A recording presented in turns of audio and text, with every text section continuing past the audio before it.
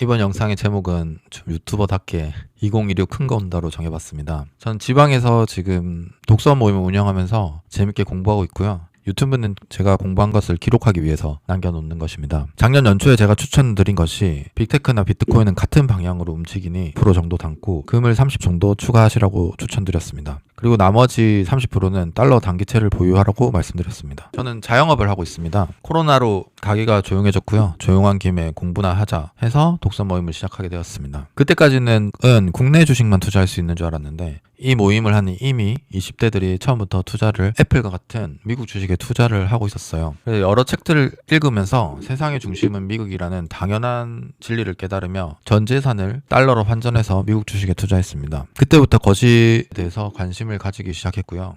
거시 경제라고 하면 거창할 수 있는데 투자의 숲을 보느냐 나무를 보느냐에서 숲을 보는 것, 투자를 둘러싼 환경을 먼저 보는 것이라고 생각하면 됩니다. 그렇게 코로나가 와서 가게는 조용해졌지만 투자 공부의 즐거움에 푹 빠져 지내고 있었습니다. 블로그 글에 21년 연말에 모임 사람들과 치킨을 뜯으며 저는 양도소득세를 낼 걱정이 없습니다. 왜냐하면 팔지 않을 것이기 때문입니다. 라는 뻘소리를 시전하면서 지내고 있었습니다. 그러던 중 분위기는 심상치 않게 돌아갔죠. 러시아가 우크라이나를 침공했고 아직까지 이어지고 있습니다.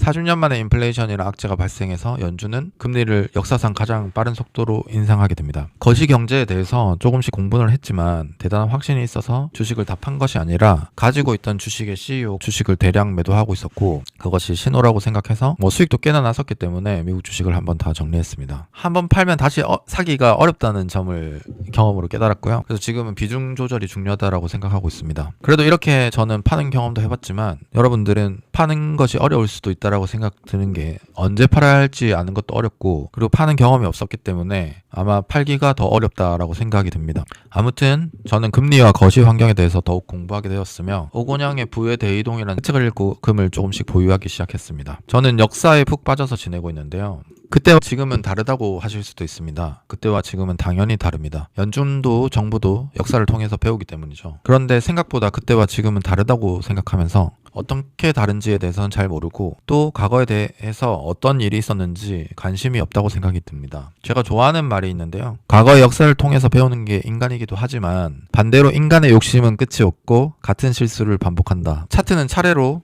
일본 버블 시기와 닷컴 버블 그리고 2008년 서브프라임 사태의 차트입니다. 저는 모든 위기에는 급격한 기준금리 인상이 있었다고 생각하고 모임에서도 그게 언제일지는 모르지만 터지면 2008년보다 크게 터질 것이라고 말하곤 했습니다. 그래프를 보시면 세 위기 모두 급격한 금리 인상이 있었다라는 것을 알 수 있습니다. 이제 트럼프가 금리를 제로로 내린다고 하고 시중에 유동성을 공급한다고 합니다. 이번 발표의 주제가 앞으로 금리 인하한다고 하고 유동성을 공급한다고 하는데 그럼 자산시장이 좋다고 생각하는데 진짜 그럴까에 대해서 역사의 세 가지 케이스를 가지고 한번 검증해보는 시간을 가져보려 합니다. 세 사례 시에는 금리 인하할 때 어떻게 되는지 한번 살펴볼까요? 일본 버블 시기에는 금리 인상하면서부터 니케이가 폭락하기 시작해서 금리 인하를 해도 같이 떨어지는 모습을 볼 수 있습니다. 닷컴 버블 때는 금리 인하할 때 같이 떨어지는 모습을 볼 수 있고요. 2008년 금리 인상 시에는 금리 인상을 하고 동결을 쭉 가져갔는데 그 이후에도 주가는 조금 더 올랐습니다. 하지만 금리 인하를 하면서 같이 떨어지는 모습을 볼 수 있습니다. 여기서 오해하시면 안 되실 것이 있습니다. 금리를 내려서 주가가 떨어진 게 아니고요. 반대로 금리를 급격하게 내려야 할 정도로 경제 엔진이 이미 망가졌고 그 충격이 금리 인하라는 그 약보다는 훨씬 강력했기 때문에 주가가 폭락한 것이죠. 즉 금리 인하는 경제가 비명을 지르고 있는 신호탄이었다라는 것을 알 수 있습니다. 2년에 운 좋게 주식 하락은 맞췄지만 그때 들고 있었던 것이 엔비디아와 구글이었는데요. 이런 공부하지 말고 수면제 먹고 잠들어라는 앙드레 코스톨라니의 책만 딱 읽고 그 시기에 수면제를 먹고 잠들었다면 어땠을까요? 그 온다는 위기는 도대체 언제 오는 건데? 라는 게 제 스스로도 마음이 이제는 흔들렸습니다. 뭔가 잘못 본 건가? 라는 생각과 함께 이 책 저 책 찾아보다가 역시 또 책에서 답을 찾게 됩니다. 유튜브 지난 영상에도 올려놨으니 한번 보시고요. 신보성 저자의 부채로 만든 세상입니다. 이제 먼 일만 터질 기미라도 보이면 연준과 정부가 나서서 도와주기 때문에 아직 아무 일도 터지지 않았다라는 것이죠. 책에 나오는 기억에 남는 단어가 대마 불사와 단일 대오입니다. Too big to fail. 이제 너무 커져서 망하면 큰일이 나기 때문에 이 자산시장이라는 것이 무너지면 거의 아마겟돈이 펼쳐지기 때문에 연준이든 정부든 자산시장 부양을 위해서 단일 대우를 형성해서 지켜내고 있다는 것이죠. 저자는 자산 가격이 신의 자리에 올랐다라고 표현하고 있습니다. 사실 22년의 기억을 더듬어 보면 한국에서는 레고랜드 사태가 있었고 미국에서는 실리콘밸리 파산이라는 무서운 분위기가 형성되고 있었는데요. 당시 정부와 연준은 발빠르게 나서서 다 갚아주겠다고 선언을 했습니다. 당시 실리콘밸리 뱅크는 가장 안전하다고 믿은 미국채 몰빵 투자를 하고 있었는데요. 이것은 안전하다고 믿은 것에 뒤통수를 맞은 것입니다. 우리는 요즘 돈은 쓰레기가 되고 있기 때문에 안전한 빅테크 주식, 서울부동산, 비트코인에 투자해야 한다고 믿고 있습니다. 과연 그럴지, 우리의 믿음에 허점은 없을지 발표를 통해서 오늘 한번 살펴보겠습니다. 지금 경제가 어떻다고 생각하시나요? 미국에서는 어포더빌리티라는 용어가 유행입니다. 어포더빌리티는 내부로 이 물가가 감당이 가능한가라는 것입니다. 물가가 꺾였는데 왜 살림살이를 팍팍할까? 그래서 PI나 소비자 물가 지수가 중요한 것이 아니라 당장 먹고 살기 팍팍하다. 이런 지금 뉴욕이나 미국에서는 정말 먹고 살기가 팍팍하다는 것을 체감적으로 느끼고 있는데요. 그 먹고 살기 팍팍한 상황에서 이 모든 문제가 바이든 때문이다 하고 나온 사람이 누구죠? 트럼프고요. 뉴욕에서는 정반대 진영에서 스스로 사회주의자를 자처하면서 임대인들 때문이므로 내가 가격 동결 해줄게 하면서 나온 게 이 30대의 조람맘단입니다. 조람맘단이는 지표가 좋아도 시민들이 삶을 유지할 비용이 감당이 안 되면 그것은 가짜 호황이라고 말했습니다. 자본주의의 심장과 같은 뉴욕 시장이 사회주의자가 됐다는 것은 우리에게 생각할 거리를 주는 것 같습니다. 25년 12월 19일의 기사입니다. CPI가 예상치보다 하회했지만 왜곡 논란도 있었죠. 하지만 물가가 낮으니 마음껏 금리 인하할 수 있을 것이다 라고 생각하고 일단 저가 매수 바이 더 딥 하고 있는 시장의 모습을 볼 수 있습니다. 그동안에 엄청나게 많은 돈을 풀었지만 괜찮다라고 생각할 수 있었던 것은 물가가 오르지 않았기 때문인데요. 과연 물가는 오르지 않았을까요? 일단 물가 지표의 함정에 대해서 살펴보도록 하겠습니다. 우리는 물가 지표, 그러니까 CPI가 2%라고 하면 물가가 2%가 아니라 작년에 비해 2% 올랐다는 것입니다. 곧 물가 상승률을 말하는 것이죠. 이라는 숫자가 별로 높지 않다고 생각할 수도 있지만 이미 높아진 물가에서 2% 상승하는 것이라면 앞서 살펴본 어포더빌리티의 관점에서는 2% 상승도 결코 낮은 것이 아닙니다. 그리고 1%씩 상승하면은 몇 년이 지나면 2배가 될까요? 36년입니다. 36년이 지나면 지금의 2배가 됩니다. 또한 이 물가 지표라는 것은 다양한 가격의 평균이라는 것이죠. 어떤 물건을 어떤 비중으로 넣느냐에 따라서 물가가 달라집니다. 나중에 도착할 역인 아서번즈 역에서는 석유 파동 때 석유값이 폭등하자 석유값을 제외하고 물가를 측정했고요. 곡물 가격이 뛰자 식료품 값도 제외하고 물가를 측정했습니다. 지금 연준도 에너지와 식료품은 변동성이 크다 해서 그것을 제외한 물가 지표를 중점적으로 보고 있기는 합니다. 두 번째로 자산 가격은 들어가 있지도 않다는 것이고요.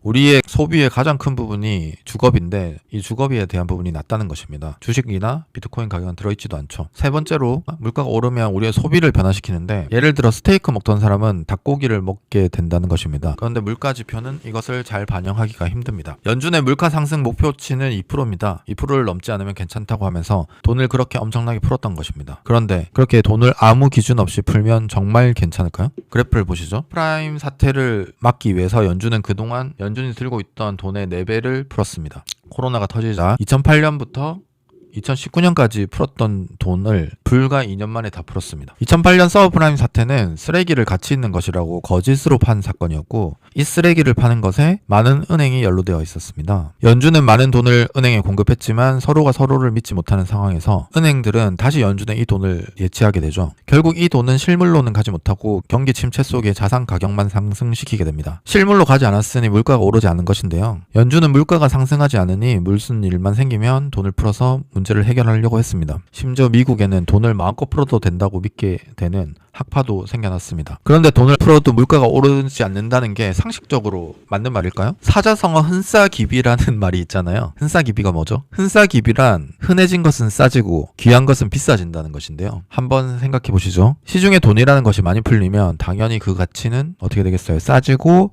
그에 반해 가만히 있는 물건은 상대적으로 비싸지겠죠. 돈에 비해서. 금을 예를 들어서 설명드려 보겠습니다. 금이라는 것이 1971년에는 1온스에 35달러였습니다. 1971년도의 금과 2026년도의 금은 별로 달라진 게 없죠. 그런데 지금 금값이 요 사이 많이 올라가지고 5,000달러입니다. 금이 오래되면 와인처럼 가격을 많이 쳐줄 수 있는 것일까요? 똑같은 1온스를 사는데 돈값이 더 많이 드는 이유가 뭘까요? 그만큼 돈이 흔해졌다는 거고 가치가 떨어진 돈으로 금을 사려니 비싸게 주고 사는 것처럼 느껴지는 것입니다. 우리는 금값이 올랐다고 하지만 금은 가만히 있었고 달러 값이 떨어진 것이죠. 그런데 물가가 안 올랐다고 돈을 엄청나게 벌었습니다. 아서번즈는 지표에서 석유를 뺐던 것처럼 연준은 자산 가격 상승을 외면하고 본인들이 만든 물가 지표를 보면서 돈을 풀어도 물가가 오르지 않네, 거참 수수께끼다 하고 있었던 것입니다. 그럼 진행 순서에 따라서 제가 생각하는 가장 비슷한 시기로 지금 가보겠습니다. 그것은 1970년대인데요. 여기서는 트럼프와 아주 비슷한 행동을 하고 있는 한 인물을 만나며 그 뒤에 어떤 일이 일어나는지 한번 엿보고 올 계획입니다. 인물은 닉슨 대통령입니다. 원래 달러는 금 교환권에 불과했습니다. 달러를 은행에 들고 가면 금으로 바꿔주었죠. 1971년에 닉슨 대통령은 베트남 전쟁과 복지 정책 등으로 돈을 많이 풀었기 때문에 프랑스 드골 대통령이 내 금 내놔 라고 했을 때 닉슨은 TV에 나와서 이제 금을 내어주지 않겠다는 선언을 합니다. 그 선언은 지금까지는 돈을 몰래 찍어내었는데 이제부터는 눈치 안 보고 마음껏 찍어내겠다는 선언이었죠. 트럼프를 보면 닉슨이 떠오릅니다. 둘이 펜팔 친구였다는 점은 상당히 독특하죠. 비슷한 점을 한번 살펴볼까요? 닉슨 대통령은 인플레이션이 육박하자 90일간 임금과 물가를 강제로 동결했습니다. 당장은 물가가 잡히는 것처럼 보였으나 해제되자마자 억눌렸던 물가가 폭발하며 대인플레이션의 시대를 열었습니다. 트럼프도 이미 에너지 가격의 반을 낮추겠다거나 물가를 즉각 내리라고 기업을 압박하고 있습니다. 우리가 앞에서도 살펴보았듯 물가 상승은 돈이 많이 풀린 것이 원인인데 임금이나 물가를 동결하고 물가 지표를 조정한다고 해서 물가를 잡을 수 없다고 생각합니다. 닉슨은 흥미롭게도 1971년에 금태환 정지와 함께 10%의 관세를 전격 도입했습니다. 동맹국들을 압박해 달러 가치를 지키려고 했던 도박이었죠. 작년 9월 트럼프 관세 협상이 마무리된 만큼 2026년에 관세로 인한 영향도 나타날 것이라고 생각됩니다. 세 번째, 금리 인하 압박입니다. 이 정도 되면은 거의 판박이가 아닌가 생각이 들죠. 닉슨은 아서번즈 연준 의장을 백악관으로 불러 재선 전까지 금리를 낮추지 않으면 연준의 구조를 바꿔버리겠다고 협박을 했습니다. 번즈는 결국 굴복을 했고요. 대선 직전에 유동성이 살포되게 됩니다. 트럼프도 이미 제롬 파월 의장을 투 레이트 파월이라고 공개적으로 비난해왔죠. 차기 연준 의장 임명 시 대통령의 말에 순응하는 인물을 앉히겠다고 공언했습니다. 아서번즈의 실책이 10년의 인플레이션을 만들었듯 트럼프의 압박에 굴복한 차기 연준 의장은 16년 화폐 가치를 포기하는 무제한 돈 찍기를 선택할 가능성이 매우 높습니다. 나는 당신을 그 자리에 앉혔고 당신은 내 말을 들어야 한다. 경제가 나쁘면 내 선거는 끝장이다. 이것은 누가 한 말일까요? 트럼프도 아마 이런 말을 하지 않았을까 싶은데요. 닉슨 대통령이 한 말로 닉슨 테이프라는 곳에서 기록이 되어 있었습니다. 누가 되든 돈을 풀고 금리는 인하하게 될 것입니다. 그럼 좋은 것 아닌가 이런 생각이 드실 건데요. 조금 더 살펴보겠습니다. 1970년대와의 차이점. 1970년대에는 미국도 중동의 석유에 의존하고 있었기 때문에, 그리고 오일 쇼크의 원인으로 이란이 수출을 금지해서다라고 학교에서 배웠지만 가치가 떨어진 달러로 석유를 달라고 하니까 석유를 팔 이유가 없었죠. 가격이 올라갈 수밖에 없었고 오일 쇼크가 발생할 수밖에 없었습니다. 그런데 2026년에 미국은 다릅니다. 셰일 오일이 발견되면서 미국은 최대 석유 보유국이 됩니다. 지금 생각보다 물가 지표가 올라가지도 않고 석유 가격이 안정된 것은 셰일 오일 덕이 크죠. 그렇다면 70년대와 같은 물가 급등과 대인플레이션의 시대는 안 올지도 모릅니다. 하지만 에너지 가격이 안정된다고 해서 문제가 없다고 할 수 있을까요? 70년대 위기가 기름값의 문제였다면 2026년의 위기는 기름을 사는 돈값의 문제입니다. 물건값이 안 오른다고 무제한으로 돈을 찍어내면 결국 물건값이 아니라 돈의 가치 자체가 붕괴하는 시스템의 위기로 번지게 되는 거죠. 70년대보다 더 근원적인 위기가 올 수 있다는 뜻입니다. 70년대 오일 쇼크가 공급의 문제였고 결국 페트로달러와 폴 벌커의 20% 금리 인상으로 해결했습니다. 트럼프 정부는 스테이블 코인으로 페트로달러 시스템 같은 걸 만들려 하고 있습니다. 스테이블 코인이 앞으로 10배 커진다는데 10배 커지는데 시간이 많이 걸릴 거라 생각합니다. 그리고 금리를 급격하게 올릴 수도 없습니다. 금리를 급격하게 올리면 타격을 받는 것은 이자로만 1000조를 내는 천조국인 미국입니다. 제가 보는 70년대와 2026년의 차이는 70년대는 스테로이드를 처음 맞기 시작한 초보 보디빌더였고 지금은 15년째 약물에 쩔어 장기가 다 망가진 말기 환자라는 점입니다. 언제 심장 쇼크가 와도 이상하지 않다는 것이죠.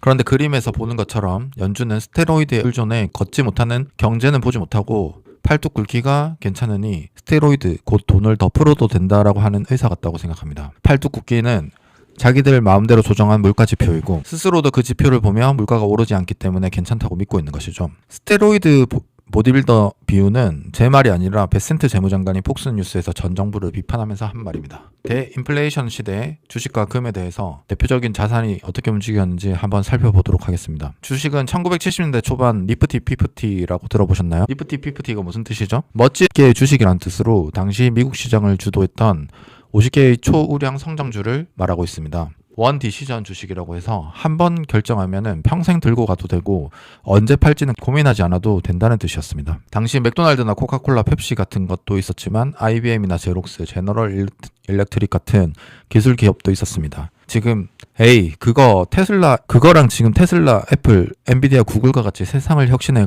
기업과 비교가 되나? 라고 생각하고 계시는 거 다 압니다. 기술의 격차는 차치하더라도 요즘의 분위기는 빅테크는 평생 들고 가도 된다라고 생각하는 점에서는 비슷하다고 생각합니다. 그 정도 믿음을 줬던 주식도 1971년 금태현 정지 후 1972년에 무너진 뒤 10년 정도 후에나 원금을 회복할 수 있었다는 점을 볼 수 있습니다. 그렇다면 금은 어떻게 되었을까요? 금은 상당히 좋았던 모습을 볼 수 있습니다. 1971년 달러를 금으로 바꿔주는 시기에 트론스에 35달러였던 것이 1980년 850달러가 됩니다. 그랬던 금도 급격하게 하락하는 시점이 다가오는데요. 그게 바로 지난번 저의 발표에서도 보았던 달러가 정신을 차리면 금은 급락한다는 것입니다. 80년대 폴 볼커가 연준 의장으로 있을 때 금리를 20%까지 올려버렸거든요. 금의 상승은 달러 가치의 하락을 볼 수 있는 것이고 얼마나 달러 가치가 하락했는지를 알 수 있는 지표로 보시면 될 것 같습니다. 그리고 달러가 정신 차릴 때 금은 폭락한다는 사실을 알 수 있습니다.